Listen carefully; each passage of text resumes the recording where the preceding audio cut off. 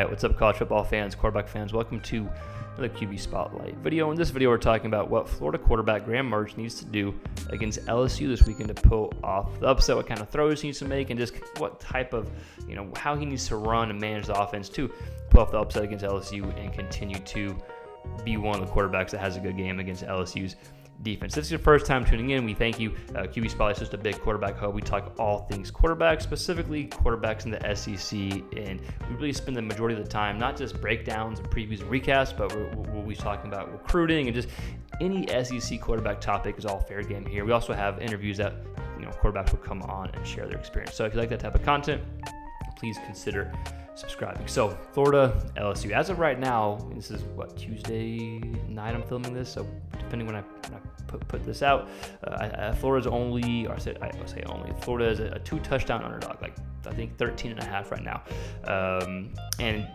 don't have any word on if Daniels or Nussmeier's playing for LSU as of right now. So depending when you're watching this video, we may have more word or a different number there. But I want to talk about what Graham Mertz needs to do against LSU's defense to have success. And LSU's defense, is no secret, is one of the worst defenses in the SEC.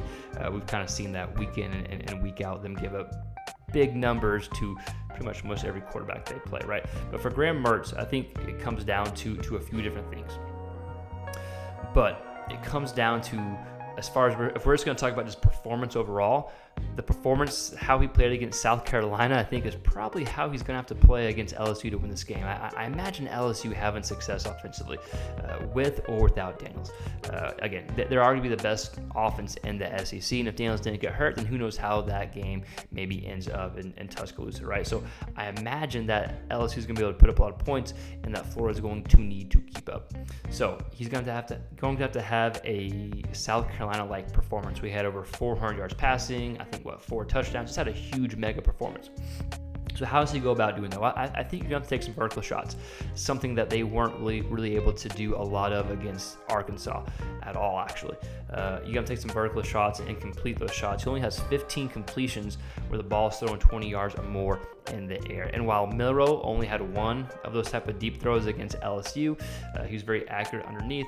I think Florida, to beat LSU, I think you're going to have LSU came into that Bama game prepared for Milroe. They said, you're going to have to beat us a different way, and that's exactly what he did, and all his big plays came on the leg. So Mertz isn't a runner like Milroe is, right? So I think you're going to have to hit some deep shots if you're Graham Mertz to stay in the game. Number 2, 3rd and 4th down conversions. We saw that against South Carolina as well. We saw them convert, especially at the end of the game when they needed to drive down the field on that big, on the big drive that I think gave them the lead, right? The touchdown to Pearsall. But regardless, there are several 3rd and 4th down conversions that they converted on. So you're going to have some big time throws and in big situations to keep up with LSU. And number 3, find Pearsall. Find where he's at. Now, they have a very good connection, and we've seen that, but you're going to have to continue to do that. LSU knows that's his main guy to throw to.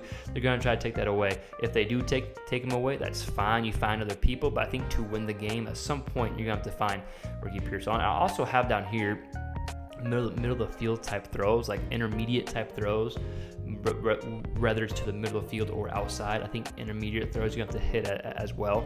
He's actually been really, really good in that department. A lot of those crossing routes to Pearsall, like throws between 10, 15 yards, I think are throws to make. But I think that kind of goes along with the vertical shots, because I think you can build vertical shots on top of that. Again, that's exactly what he did against South Carolina. That's exactly how they were able to keep up with South Carolina's offense, was because Mertz had a hell of a game. So I think Mertz is going to have a hell of a game and have the exact type of performance that he had against South Carolina against LSU to keep up, right? Just to recap, vertical shots, 3rd and 4th down conversions. You have to be able to have good plays in big situations, and then find Pearsall. Even if they take him away, even if he's not featuring the game at certain parts of the game, when it matters, I think you have to find him to win the game. But if you're a Florida fan, an LSU fan, or just a SEC fan, college football fan in general, let me know your thoughts in the comments below. What do you think Graham Mertz needs to do to pull off the upset against LSU? If Florida needs one more win to be bowl eligible, they got a tough schedule coming up, to say the least, right?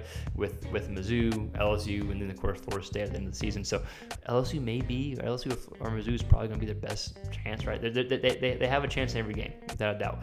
But they're definitely going to be underdogs in each game. So a win against LSU could be huge. But yeah, if you're a football fan, please consider liking, subscribing, sharing this video. All that fun stuff really does help. And again, let us know in the comments below what you think Mertz needs to do, and we'll see you next time. Peace.